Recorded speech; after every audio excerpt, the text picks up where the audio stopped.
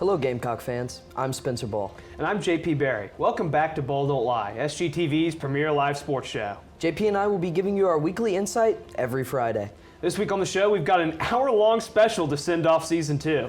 We're talking all about the playoffs and bowl season to wrap up a fantastic year of college football. Also, be sure to stick around for our coverage of the Army-Navy game as well as Week 8 of head-to-head college football pick'ems. And without further ado, welcome to Ball Don't Lie. Welcome to the Kennedy Greenhouse Studio. I'm Spencer Ball. And I'm JP Barry. When you get it all right, you can hear that ding, and it just flies out of Founders. An 18-year-old phenom, Gigi Jackson, has really turned his play up a notch. I'm almost 2 years older than Gigi Jackson. He's doing things I couldn't even dream of doing. They're the Golden Gamecocks. They're just so much fun to watch. What a historic year for them. This is Ball Don't Lie. The 124th annual Army-Navy game kicks off tomorrow at 3 p.m. on CBS. JP, this is one of my favorite games of the college football season. It's the only game happening this weekend. It's so historic. It's just so fun every year. Absolutely, and you know, these teams took interesting paths. They have the same record, but you know, Army started the year off 2-1 with a key road victory against Texas San Antonio, and then they proceeded to lose 5 straight, including blowout losses to UMass, Boston College, and LSU. Meanwhile, Navy really kind of alternated the year. They couldn't really stay consistent. They would go win-loss, win-win, loss-loss, and it was just really an interesting first year under Brian Newberry, but you know, these two teams, they have the similar records, and man, don't they run our favorite brand of football, the triple option. And it's so interesting that both Army and Navy run the exact same style of offense, and they play each other in one of the most historic games all season long. It's probably the first time in show history we've listed 2 fullbacks under key players, with Alex Texa, for Navy, leading their rushing attack with over 700 yards and 5 scores. And it's so interesting to watch them play. But another interesting thing, Army's going to be joining Navy in the American Athletic Conference next year. Yeah, I'm not entirely sure how good of a move that is for Army. They've had a really strong stretch of run with Jeff Monken as their head coach. And it's really, you know, something that happened to Navy, the end of Ken Nwamutulolo's career as head coach there. They played in the American. They started off super strong with Keenan Reynolds. You know, they were tearing teams up on the ground. But you play the same teams every year, and they start to adjust to the option, and they read it better, and they start teaching it as a foundational aspect of their defense because they're going to see it every year. One of the big things for Navy was that when they would go out and they would trailblaze that independent schedule, they could really kind of jump up and scare a team. I remember a couple years ago when they played Ohio State in Baltimore, that game was close, and Navy put the fear of God into them because Ohio State hadn't played the triple option since it was all around college football. And, you know, you let teams see you so often that they're just going to be able to adjust to it. And, you know, Army has added a little bit more of spread wrinkles to their game. And Navy was going to try and do that this year before Ty Lavatai got injured. Xavier Arline got hurt last week, but he should play tomorrow against Army. But, you know, that American Conference move is going to be really interesting. But, you know, it does kind of make sense for Army and Navy to be in the American Conference. They're already in the Patriot League for basketball, so I mean, I'm sensing a common theme there. You know, I'm no genius, but that does add up. And you know, we mentioned that the fullbacks, and we mentioned, you know, these teams are going to run the ball really hard, but it's when they go to the air that they always get these random big completions, especially for Army or Navy. Slot back Eli Heidenreich, 15 catches for 326 yards and 5 touchdowns. Army has a guy with over 30 yards a catch. So it's really going to be about who can stop the big play through the air, because every year this game is like 17-14. Yep. Last year it went to overtime for the first time in series history with Army pulling out a double overtime victory. And, you know, it's in Foxborough, so we might get some snow. And I feel like these games always come down to the kickers as well, because it's always like a low-scoring, slow game.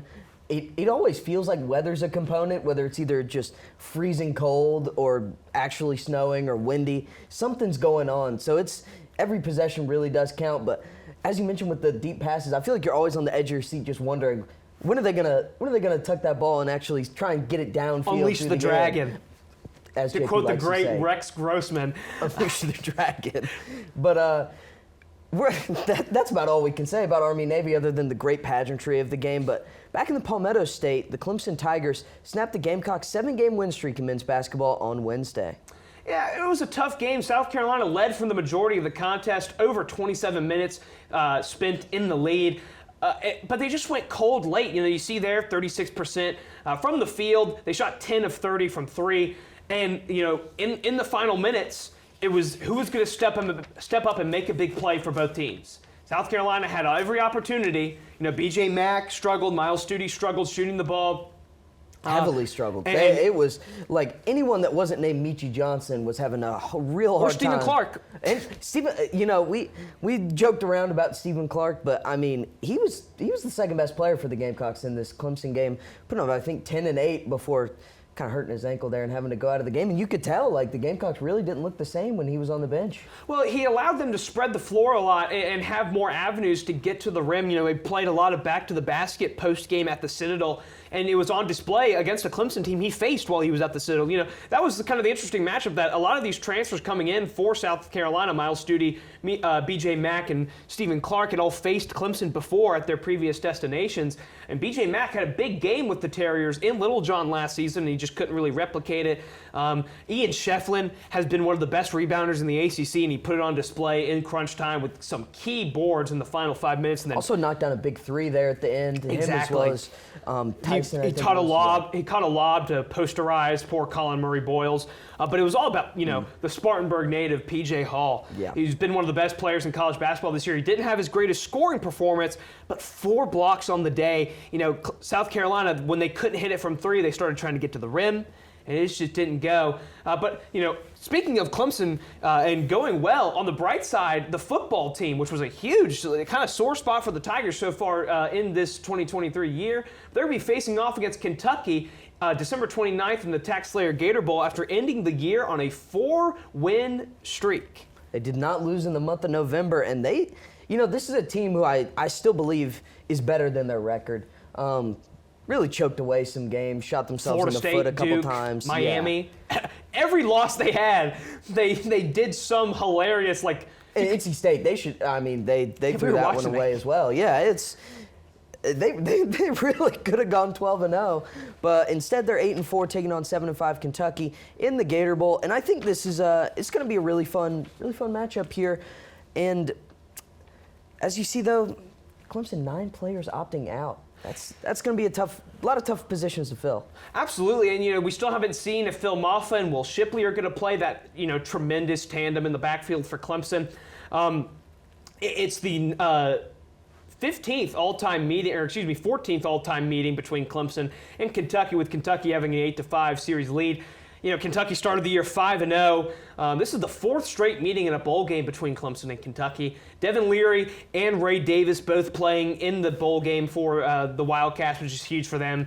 Leary ended the year strongly, even though the team didn't, and they ended their season with a huge win against their in-state rival Louisville on the road to get to that 7th win. But Clemson, it was all about the youth on defense, and all the players opting out aren't young. Jeremiah Trotter Jr. and Nate Wiggins going to the NFL draft, and then a whole host of people going to the portal. But they're still going to have Cade Klubnik. They might have Phil Maffa and Will Shipley. But I'm excited for this one. It's the Gator Bowl. Gamecock fans saw it best last year. The Gator Bowl, always one of the more fun bowl games in college football. I don't think we'll see a 45-38 shootout like we did last year between the Gamecocks and the Fighting Irish of Notre Dame. But it could be a very fun, maybe some heavyweight blows going down in Jacksonville. Especially if Clemson gets their running backs back, I can see this being a heavily reliant on the ground game, as Ray Davis is super dominant. But the Clemson defense, man, they gave, I know, in South Carolina, just no room to breathe up front. And we've talked about Devin Leary, JP. He might have a rough go of it against this Clemson defense. He might, but when he was at NC State, his best games came against Clemson. That's a good point. So we'll see if one last time he can ride for Wolfpack Nation. Because, they love seeing Clemson lose no matter what. Well, I think there's a lot of people that love seeing Clemson lose. Yeah, I'm not going to speak for our beautiful viewers and everything. I know at least a couple that will want Clemson to win this game. Mm-hmm. But, we can't dwell on the Gator Bowl that much because we have a complete list of dates and times for every bowl game in the coming weeks. So let us get our papers yeah, out. We're going to have to just kind of peruse. Starting December 16th, a week from Saturday, we have a good slate on that Saturday, starting with the Myrtle Beach Bowl between Ohio and Georgia Southern at 11 a.m. on ESPN. Then 11 a.m. bowl game is just... Hey, we wouldn't have it any other Wake way. up. That's what makes college football special. Get yourself a cup of coffee.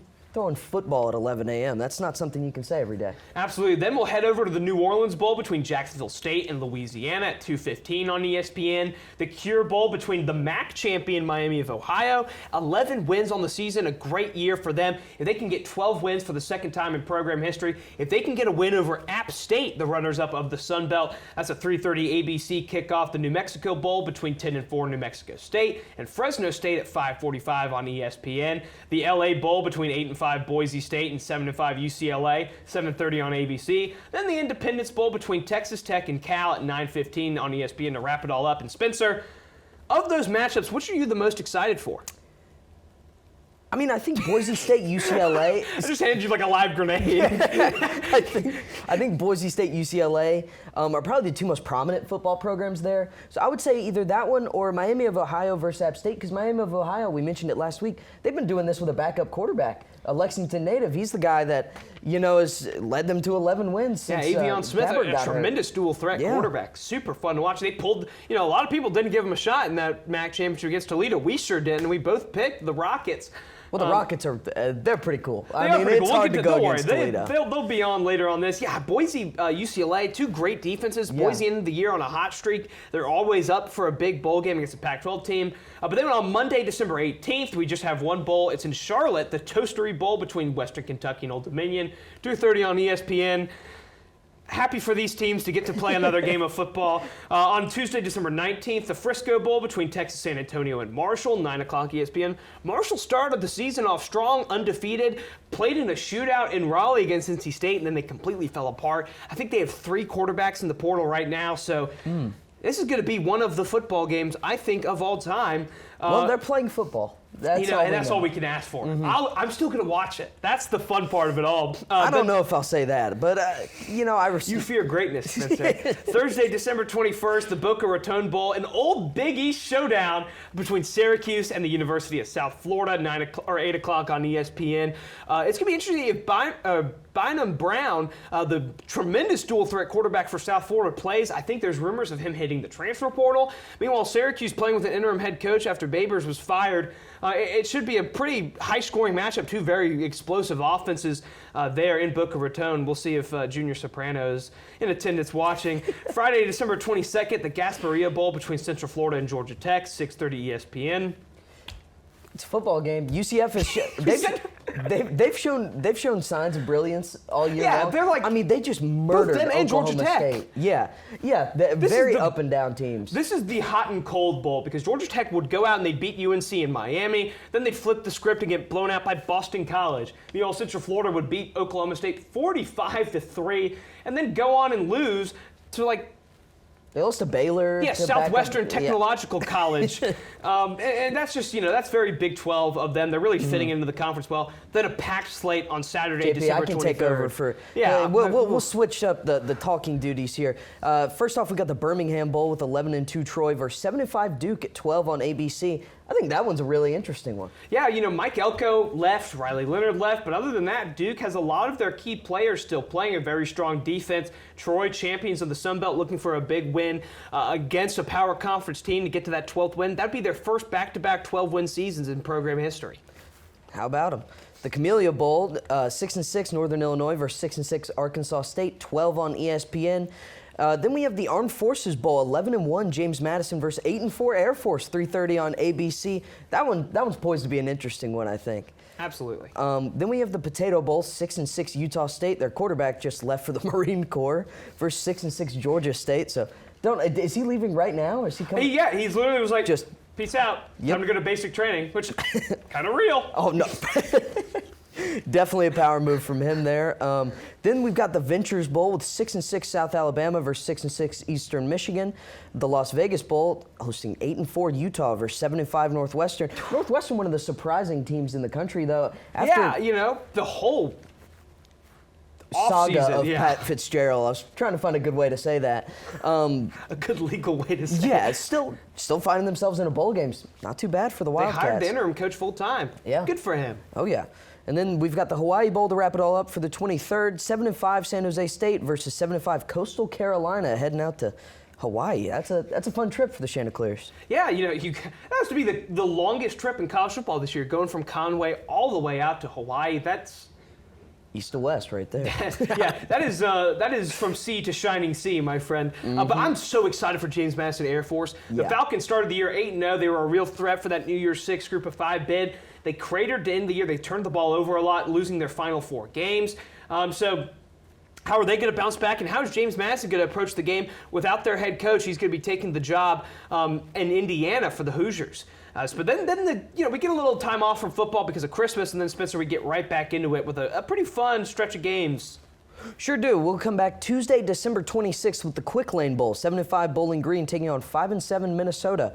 You're probably wondering how a 5-7 team is bowl eligible. There weren't enough 6-win teams, so the Gophers. Which is weird because got the Army bid. and Navy can get to 6 wins this weekend.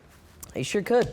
We'll see what happens there. The First Responder Bowl up next with 7-5 Texas State taking on 6-6 Rice. The Guaranteed Rate Bowl, 9-4 UNLV versus 8-4 Kansas. That's a fun game right there. That's a game that would have been the best college basketball game of all time in 1991 with like Larry Johnson and the Running Rebs against not even Bill Self. He wasn't there yet, but the Kansas was still good because they're Kansas is Kansas. always good. Yeah. But that game, UNLV, very explosive offense. Kansas can say the same. That one, we could very well see some haymakers up and down the field. Absolutely. For Wednesday, December 27th, we've got the Military Bowl, 11-2 Tulane taking on 6-6 Virginia Tech at 2 on ESPN. We've got the Mayo Bowl with the 8-4 West Virginia versus 8-4 UNC, 5:30 on ESPN. 2 out of the last 3 years, UNC ending up in Charlotte, the Mayo Bowl. Yeah, that's an inspired pick by them, but we might get to see Mac Brown get doused in a bath of mayo. Last time it was our lovely Shane Beamer taking the honors. So the Holiday Bowl with ranked 15, 10-3 Louisville versus 7-5 USC. That one's going to be an interesting one for sure. Yeah, Caleb Williams not playing, but I think that the vast majority of Southern Cal's other players are going to. So it's going to be, Louisville's good defense and their explosive offense with Jack Plummer and Jawar Jordan playing against the god-awful, shambolic Southern Cal defense. Personally, I'm going to enjoy watching them quit on the field again. Again. Hey, there's nothing greater in the history of the world than Southern Cal starting the year off highly ranked and then going 7-5. Surely not biased from a Notre Dame fan there. We'll move on to the Texas Bowl with 20th ranked 9-4 Oklahoma State. Take on 7-5 Texas A&M, who I hope they'll have enough players to field in this game, as seemingly everyone has hit the transfer portal and their coach has been fired. So Mike Elko is like trying to work all hands on deck on the Titanic there, he's plugging all the holes. hitting like the local Whataburger for linemen. So we'll see how that one works. I have eligibility, Mike. And we'll move on to the next day, Thursday, December 28th. The Fenway Bowl, 24th ranked 11-2 SMU plays 6-6 Boston College. Future ACC matchup. Yeah. Southern Methodist out in Texas. That definitely is on the Atlantic coast. The Pinstripe Bowl, 7-5 Miami versus 6-6 Rutgers. How thrilling. On the Pop-Tarts Bowl, we've got 18th ranked 9-3 NC State versus number 25 8-4 Kansas State. We'll actually come back and talk about this game a little later, but it's going to be a good one for sure. Our first ranked versus ranked matchup of the postseason, anthropomorphic Pop-Tart that I'm very interested to see how they treat on the the most fun part of the game. Apparently, the mascot is edible. And will it be alive? Will it run?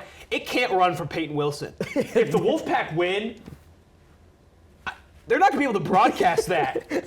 It's going to be like a Walking Dead death scene. That's going to be brutal. But, they still have to play the game. They sure do. The last game of the day, the Alamo Bowl, 12th ranked 10-2 Oklahoma plays 14th ranked 9-3 Arizona. Again, sure to be a good one. Moving on to Friday, December 29th, we've got the Gator Bowl we've already mentioned with Clemson taking on Kentucky at noon. Let's flip the page. There are so many bowl games. It's lovely, isn't it? It's Santa's list. It is. Sun Bowl, we've got one of your favorites here. 9-3 Notre Dame will take on 8-4 Oregon State at 2 on CBS. We've got the Liberty Bowl, 9-3 Memphis for 7-5 Iowa State, followed by the Cotton Bowl, 11-1 Ohio State versus 10-2 Missouri. Our first New Year's Six bowl. And is that going to do it for the great list of bowl games Oh, right now? we can run through the last 2 days. I'll relieve back you. over. I'm like Mariano Rivera coming in the 8th inning.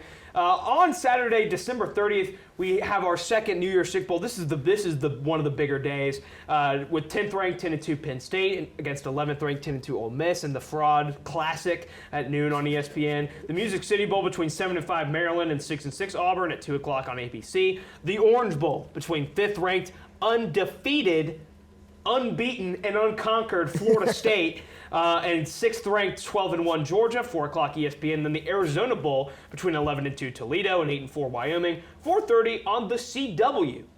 I don't even think where those schools are get the CW, so I'm very interested to see how that one does in the ratings. But then Monday, January 1st, the greatest day in all of college football, New Year's Day for bowl games. You have formerly the Outback Bowl with number 13, 9-3 LSU against 7-5 Wisconsin, noon ESPN2. Then the Fiesta Bowl between 8th ranked 11-2 Oregon and number 23 undefeated Liberty at 1 on ESPN. The Citrus Bowl between 10-3 Iowa and 8-4 Tennessee. A game where the first to any sort of point or offensive yardage will win. Did Iowa score last week, JP? No. The Rose Bowl starts off our college football playoff coverage with number 1 undefeated Michigan against number 4 Alabama, 5 o'clock on ESPN. And then we go down to Louisiana for the Sugar Bowl between number 2 Washington and number 3 Texas. Spencer, these last couple days of the bowl season are always the best, and we have some really high-powered matchups here. But one I was really excited for was Arizona-Oklahoma, but with Dylan Gabriel perhaps entering the transfer portal, he made an announcement that he was leaving. He didn't really say where he was going, but we know he's not going to be at Oklahoma next year. I still think that could end up being a pretty fun game, though. Still a lot of talent left on the field for the Sooners there in Arizona, putting together one of the more surprising seasons and really kind of shutting up the haters. I was kind of one of them. I remember we had them in Pick'ems the other day, and I was like, nah, they're probably not going to win. And boy, they make quick work of Utah. So I think those are two still really good programs. Absolutely, and we're going to dive a lot more into those big matchups, looking at some potential Heisman winners, and then the college football playoffs here after the break. And with the college football season coming to a close, finalists for the Heisman Trophy have been announced. The best player in college football will be recognized tomorrow at 8 p.m. on ESPN. And JP, we've got 4 just incredible players here today, don't we? Yeah, I think they're all deserving. I think this is the first year in a while where the Heisman finalist was just kind of like so agreed upon. Of course, starting out with Jaden Daniels, the quarterback out of LSU. I mean, just one of like the best seasons we've seen out of a quarterback in a long time, just in terms of total offense. Over 5,000 yards total, 50 touchdowns, in a fraction of like the pass attempts. But the question is, he didn't really have like a big moment. He didn't have like a big game against someone who was worth anything.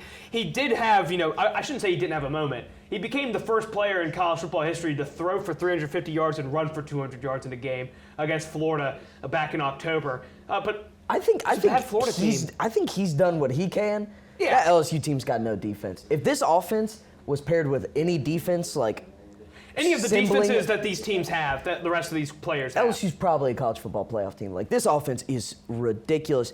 I do kind of disagree with you where you said that you think everyone on this list is deserving. I don't think Marvin Harrison Jr. should have been selected personally. I think Ollie Gordon was a little bit of a snub, the tailback at Oklahoma State. I could have seen Ollie Gordon. I could have seen Malik Neighbors from LSU. He put up almost 1,600 yards. Just players who are better on paper than Marvin Harrison Jr. Of course, he's the favorite, the number 1 wide receiver prospect. He's probably going to be the best wide receiver of the bunch in the NFL, but it's not about that. It's about who had the best season, and I don't think he did personally. So I could have seen, could have thrown Jordan Travis in there. Apparently Jordan Travis was so important that he disqualifies a team from the college football playoff. So, I would argue that case, but I'm not upset about it. And then, of course, you've got the 2 Pac-12 quarterbacks, Bo Nix and Michael Penix Jr. They're just both incredible. I mean, over 4,000 passing yards for each of them. Bo Nix with 40 passing touchdowns, multiple pass touchdowns in each game, and Michael Penix Jr., 33 scores on the year. Just some incredible players we've got. JP, I'm going to go ahead and ask you, who's your pick? Oh, man, it's tough. Bo Nix, most completions in a season in Oregon history, breaking Marcus Mariota's record. Mariota won the Heisman that year, breaking a lot of Mariota's records from that Heisman season. He leads the nation in completion percentage, 77.2% on the year. It's hard. He didn't play, like if he had played as much as Jaden Daniels did, he probably would have thrown for like 5,000 yards. So you get into the argument of like, is it his fault that his team was blowing people out and he didn't, get as many reps? But there's also arguments to be made that he didn't throw the ball that deep. You know who did throw the ball that deep? The nation's leading passer, quarterback, Michael Penix Jr. for the Washington Huskies. He's my pick. He had 9 games of 300 or more passing yards, led the nation in passing yards and passing yards per game. I know it's not a quarterback award necessarily, but he was the best quarterback on one of the best teams in college football. He stepped up when it mattered most in big games, both against Oregon, against Utah, against Southern Cal, against Oregon State. He made the plays that you expect out of a Heisman Trophy winner. He's my pick. Spencer, what about you? As much as I'd love to pick Michael Penix Jr., or as much as I would love for the committee to pick Michael Penix Jr., sorry, let me rephrase that. I think he has been the best quarterback all year because not only has he's done it against quality opponents, which I think is something that's so huge. I mean, like Jaden Daniels was putting up a crazy highlight reel against Arkansas. And Georgia State. Michael Penix Jr. is putting up that highlight reel against Oregon. Like a top 10 team that they beat twice. He's out there putting it on the line. So I think I would agree with you, but I don't think he will win the award. That's who my pick is because I think he's been the best player in college football.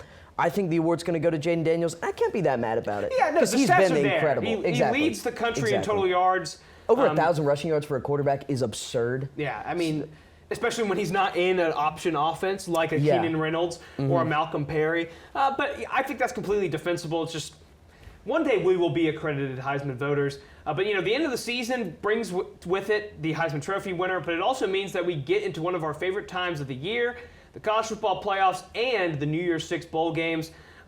Spencer, we had an interesting selection last Sunday with undefeated Florida State champions of the ACC getting left out of the college football playoff, the first undefeated power conference team to not make it into the Final Four in this era. JP, do you want a moment to talk about this? Because I feel like you're chomping at the bit over there. No, you go first so I can power up like a Mac cannon from Halo. Because I know this is one of the things me and JP do actually disagree on. I think the committee made the right choice, and however, I think you have to feel awful for Florida State because, I mean, by all accounts they are deserving, but I don't think they're the 4 best teams. Or I don't think Florida State was one of the 4 best teams without Jordan Travis, and unfortunately that is something that the committee has to look at. I understand having a gripe with that. I think if people want to say, hey, the committee shouldn't be about the teams their current standing with injuries and all. I think that's a fair complaint, but to say that these are not the 4 best teams in college football, I would say that they are. So in that regard, I think the committee made a good decision. I think Alabama had the best. I mean, beating Georgia for the first time in 30 games is probably the best win in college football this year. If not, then it's either Michigan over Ohio State. All of these teams, I would say that each team has the best win in college, 4 of the best wins in college football. Texas beating Bama on the road, Bama beating Georgia in the SEC title game, Washington beating Oregon twice, and Michigan taking down Ohio State. That's 4 huge wins, and I don't think the ACC is as strong. I think they got it right, JP. Yeah, I think it is an abhorrent disfigurement of the creation of college football that this happened. It's Booger McFarland said it best. It's just an absolute tragedy. It makes no. One of the quotes from the committee members was that they were concerned with Florida State in the ACC title game, where Florida State was playing with their 3rd-string quarterback, not Tate Rodemaker, who would have been healthy enough to start in the college football playoff. So that already illuminated the fact that these old geezers have no idea as to what they're even comprehending with their jobs, of what they are exclusively tasked to do here. But it also, there's no nuance in their discussions because they talk about, they didn't look that great against Louisville. Louisville was a top 15 team with one of the best defenses in college football, a top 3 offense that averaged over 450 yards per game, and Florida State's defense held them to 6 points in the entire contest. Louisville just had no business sniffing the end zone the entire night. Florida State won by double digits against a top 15 team. How is that any different than Michigan struggling offensively but still winning comfortably against an Iowa team who's bad? I do agree a with you Maryland team that who's bad. I don't think Michigan should be ranked number 1. I think they should at least have some consistency. If what they're looking at least make it make sense in the rankings of the other teams. Washington should be number 1. We both agree on that. Washington. Washington has a Huskies. Yes. Seattle. Purple. Gold. Water. But we get into the nasty business of then deciding injuries can disqualify teams from the college football playoff. If Sauce Gardner had gotten injured for Cincinnati a couple years ago, would they have not made the playoff? If Desmond Ridder had gotten hurt, would they have been kept out? Breece Hall? That makes no sense. That's just absurd. And Florida State did everything that was asked of them. They went out and they scheduled a big-time non-conference game. They beat LSU by 3 touchdowns at a neutral site. They won games big. They went on the road and got big win. The Clemson win ended up looking very nice. They beat ranked teams in conference. They beat bowl teams. They went on the road. They beat Florida by 2 scores with their third-string quarterback after Rodemaker got that concussion. You give a team with a defense as good as Florida State, an offense that's as talented, a coaching staff that's as prepared and eager to get a team ready to win as Mike Norvell and the Seminoles, and you just don't give them a chance. It's just patently unfair to every single player on that roster other than Jordan Travis. You get to a point where Jordan Travis goes out and apologizes for not getting hurt earlier in the season so people could have seen how good this Florida State team really was. That's how absurd this all is. People bringing up the 2014 Ohio State comparison. Ohio State was trying to avenge a bad loss at home to a Virginia Tech team that didn't have a winning record. Florida State did not lose a football game. But hey, guess what? Florida State has one heck of an opportunity to go undefeated and claim a national championship, which is how we used to settle it back in the day. And I know you're a fan of how things used to be back in the day of college football, where there was no official national title game. You just argued over it, and that was the whole fun of it. Bowl games. I think I thought about it while you were talking. I think the committee made the right decision, in my opinion, but I don't think the system they used is correct. Because how can you leave Florida State out? I completely understand that, but I don't think Florida State's one of the best 4 teams. But there's some contradiction going on, and it's really tough. Alabama, people, you call them one of the 4 best teams, and people mention Florida State. Oh, they struggled against, Florida, and they struggled against Boston College. Alabama struggled with South Florida and Auburn. Auburn got beat by New Mexico State by 3 touchdowns at home, and then was an act of God away from beating Alabama. Yeah. Alabama has the worst offensive line in major college football. They've given up 43 sacks on the year and a pressure rate over 40%.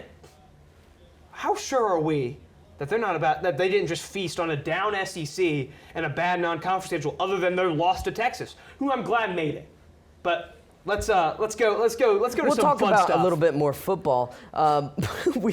Before we take a dive into the actual playoffs itself, we do have some coverage on the other New Year's Six bowls, starting with the Cotton Bowl. Man, Spencer, I don't know if there's a bowl game I'm more excited for than this one. And I do think this is the best New Year's Six bowl that's not a college football playoff game, as Mizzou takes on Ohio State. Ohio State without Kyle McCord, who's already entered the transfer portal, JP. Absolutely. Very interesting situation there. Ohio State fans were kind of clamoring for Devin Brown to take the starter position. Now Ohio State has been very active in the transfer portal market. We'll see who they can come away with. But Brady Cook, Luther Van Burden, and Cody Schrader, it's the triumvirate of one of the best seasons in Mizzou history, and they have a chance to, cap it off by winning yet another Cotton Bowl. The best seasons in Mizzou football history have all been punctuated by Cotton Bowl victories, 2007, 2013, against Oklahoma State and Ole Miss, respectively. But they have one of the best offenses in college football. When they get in the red zone, it's pretty much a foregone conclusion that they will score. They're number one. But their defense is strong, too. It sure is, and I feel like we've talked about Mizzou a lot, and I feel like they deserve all of it. Every time you watch Mizzou, it's very much their brand of football. They have a mobile quarterback. They have a dominant running back who's a D2 transfer. Yep. Schrader. I mean, what an awesome story there. But on defense, they're just hard-nosed and they get after the quarterback, and I think that's going to be really tough for Ohio State to handle because Mizzou's going to throw everything at them. I feel like this is a game that's much more important to the Tigers than it is the Buckeyes.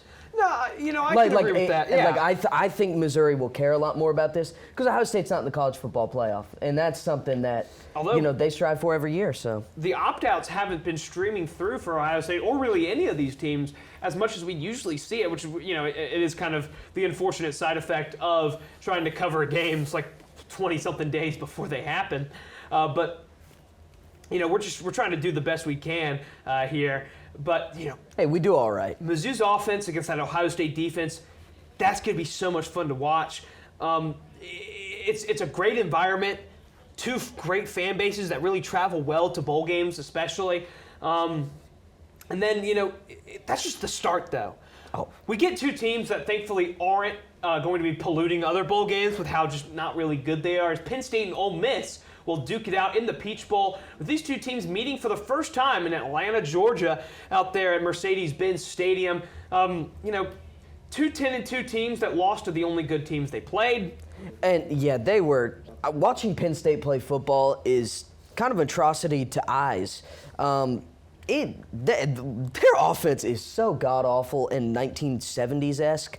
It's horrific to watch. It's not exciting. They don't move the ball downfield at all, and somehow they're 10-2. I mean, somehow it's because their defense. Look at that; they're number 1 in the nation with 48 sacks. Their defense and their schedule. They're not a conference. True, very true. Nobody in the Big Ten really played anybody except for Ohio State. At least scheduling Notre Dame, they at least tried. Yeah, tried something. God. Yeah, Michigan had ECU, Bowling Green, and UNLV. Okay, Whoa. dude. Yeah.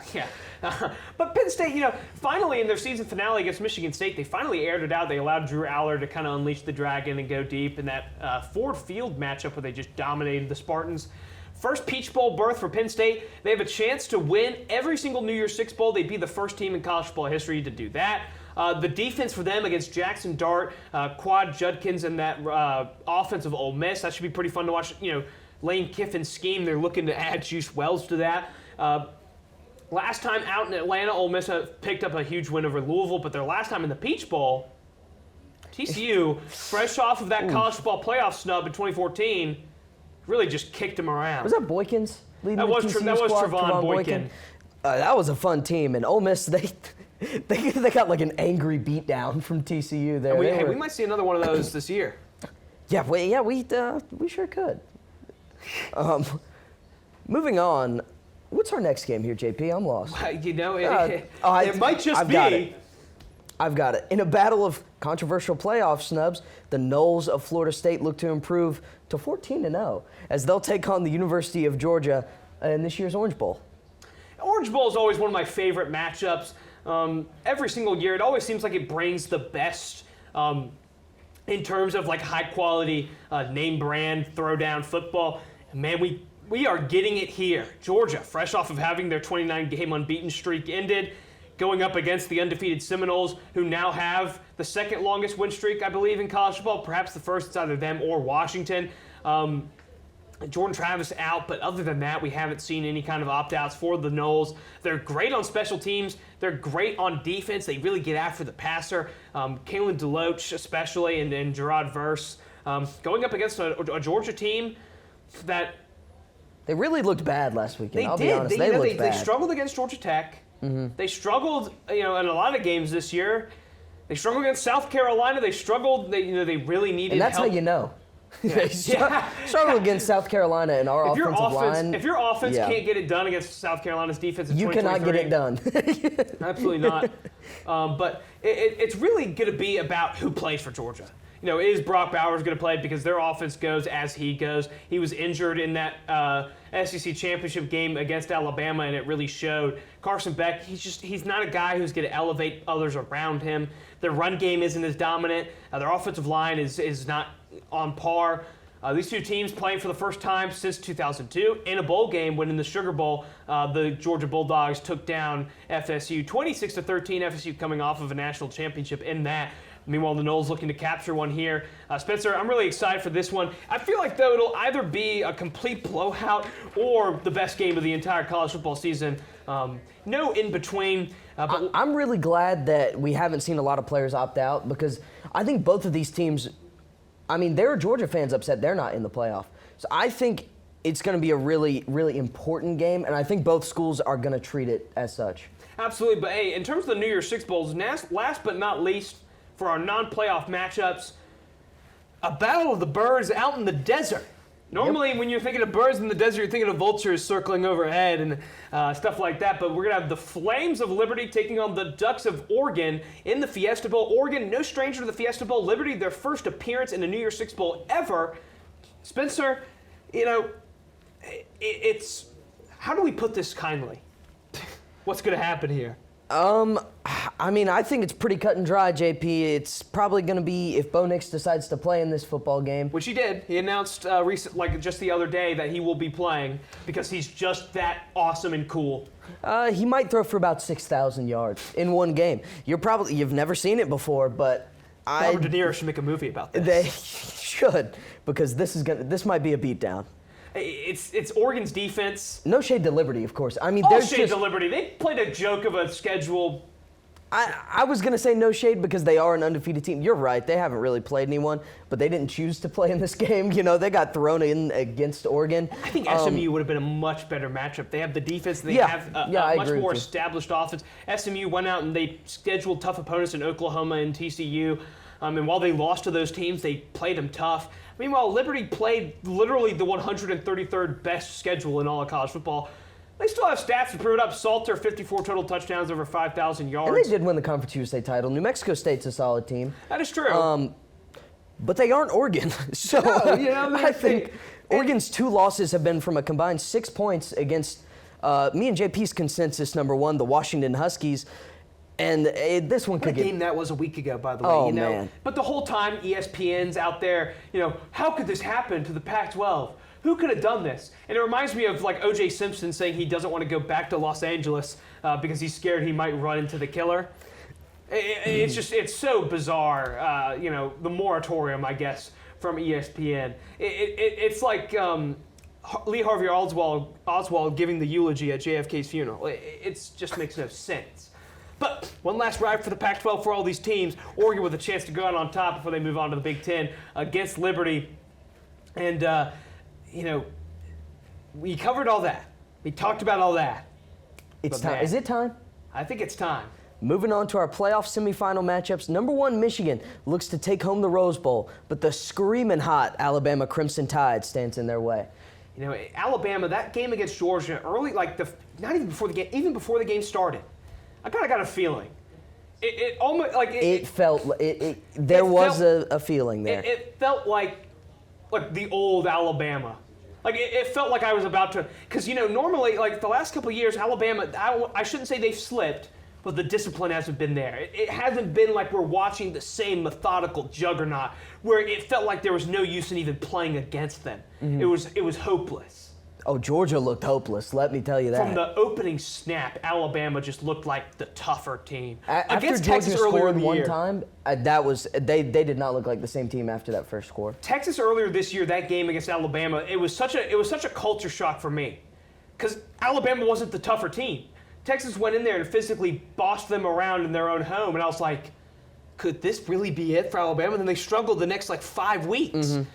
And finding their starter, there was a lot of questions, but and lo and behold, somehow Palpatine has returned. Nick Saban and the Alabama Crimson Tide back in the college football playoff for the 8th year. Their 20th straight bowl game appearance. They jumped from 8 to 4 after that win against win against Georgia.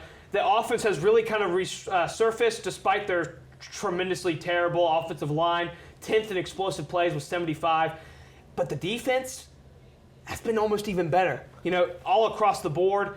They're good, but you know, we're talking about this like they're still the underdogs because they're playing against a Michigan team that, as much as we lament their schedule, they have just blown teams out. I lament Michigan. Let that be known. 13-0, the Big Ten champions. They took care of Iowa, but taking care of Iowa. It's like taking care of your grandmother. It's something you just kind of have to do. no matter whether you actually feel like it or not. Yeah, but they're back. This is their third college football playoff appearance, their first #1 ranking since 1997, and they get it done on the ground. Blake Corum with 24 scores leads the nation, but they get it done on the defensive end as well. The #1 scoring defense, only allowing 9.6 points per game. Some of that definitely speaks to the just putridness of Big Ten offenses. But hey. And the schedule they played. They only allowed 21 red zone trips on the entire season. That's just that's under 2 per game. Against Ohio State, the defense still looked good, but that's because Kyle McCord is like a deer in headlights against anyone that isn't like He's in the transfer portal. New Mexico College Institute for Mary Sisters. I don't That's even know where I'm going with this. Yep. But it's just. You ever seen Alien? Oh, go ahead. You ever seen the Aliens versus Predator poster where it's like whoever wins, we lose? That's how I feel about this. I don't like this game. I'm a Notre Dame fan. I grew up watching Notre Dame lose to Michigan every year, and then whenever Notre Dame would have a good year, they'd get smoked by Alabama. I don't wanna. This is Jason versus Freddy. This is like no, stop. But that's why it'll probably end up being a pretty good game. I agree. J.J. McCarthy hasn't been tested this year. He hasn't been forced to win a game with his arm. Michigan's been able to really hide him, even in their big done games. A lot of checkdowns, a lot of getting him out of the pocket. J.J. McCheckdown, as he was known. But when is he going to actually beat a team with his arm? We haven't seen it. Alabama has the defense to do that. Yeah. I'm very interested to see if it happens. And this game should be one of the best in college football. But, man, the real best, the Sugar Bowl, undefeated Washington. Can they come up big once again in another big moment when they take on, from the Lone Star State, the #3 Texas Longhorns? Quinn Ewers and the Longhorns, Michael Penix Jr. and the Huskies. This feels like WrestleMania. It feels is like WrestleMania. It feels like we're This cutting is a awesome. promo. This is amazing. Two teams that Can I be played Jim last Ross? year. Yeah, Okay, sick. It's Stone Cold Steve Austin versus The Rock. It's football. This is college football. This is what it should. Both these teams, they went out and they scheduled big names. Michigan State ended up sucking this year, but they were amazing when Washington scheduled that game. Texas went to Tuscaloosa and took it to Alabama. This is tremendous. I can't wait. These are the top 2 teams in the country in my eyes. This should, deservedly. I mean, what haven't they done? It almost feels like there's nothing more to say other than just saying, watch this game, cherish it.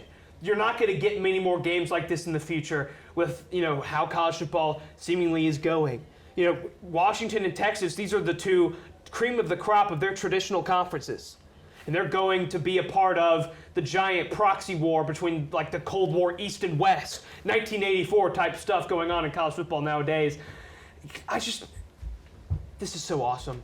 I don't know if there's much more else I can say, Spencer. I'll say a little bit in your absence of words. This game is going to be amazing.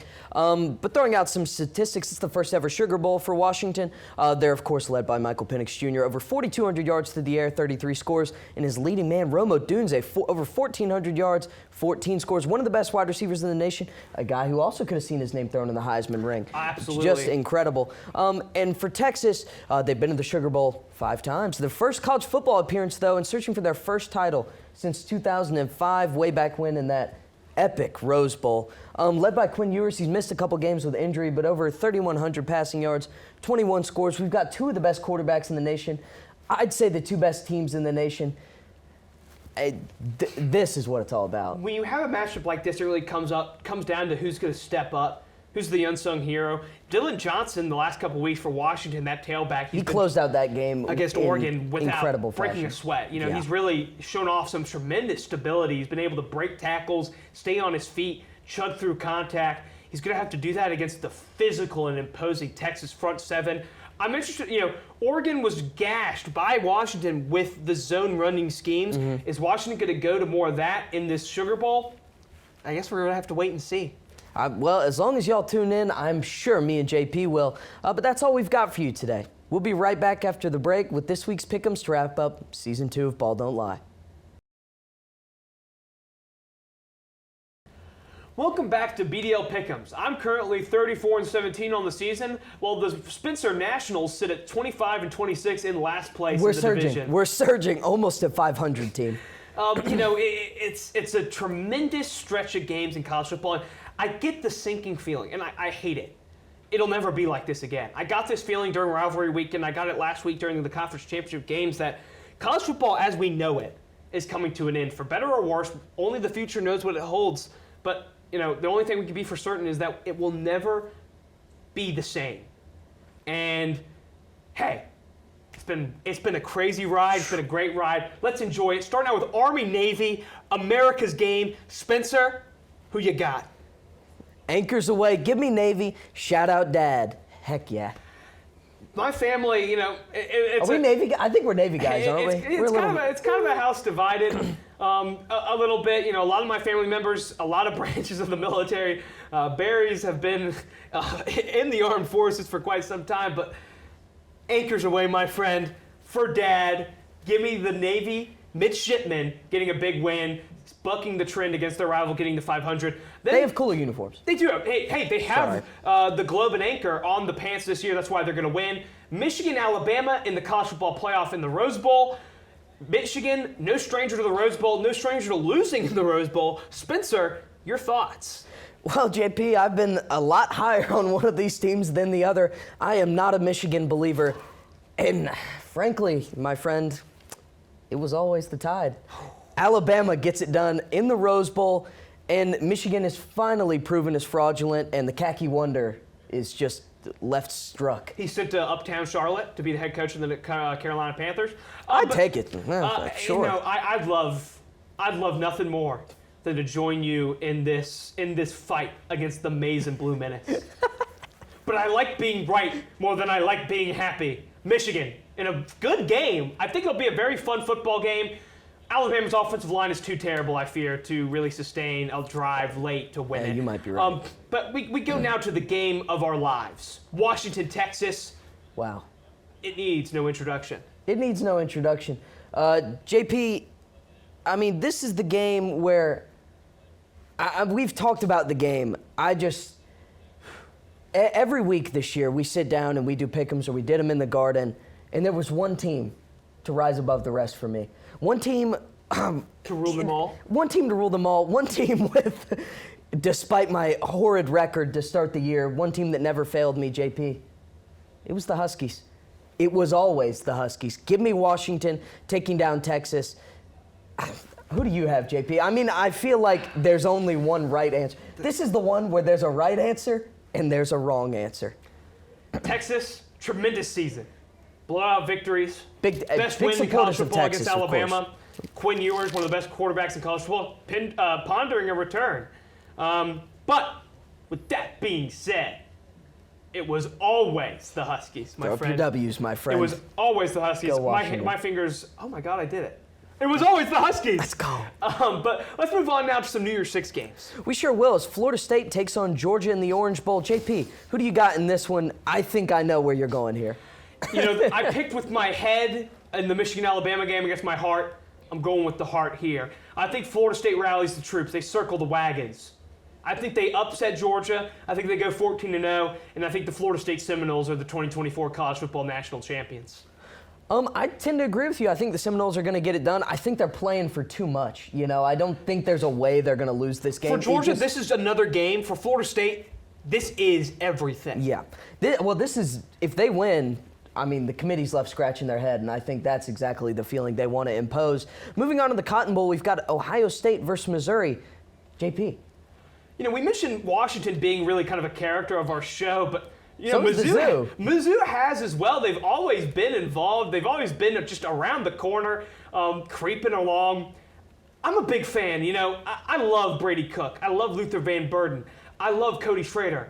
Do they have enough in the tank against the strong Ohio State defense deep in the heart of Texas in the Cotton Bowl at Jerry World?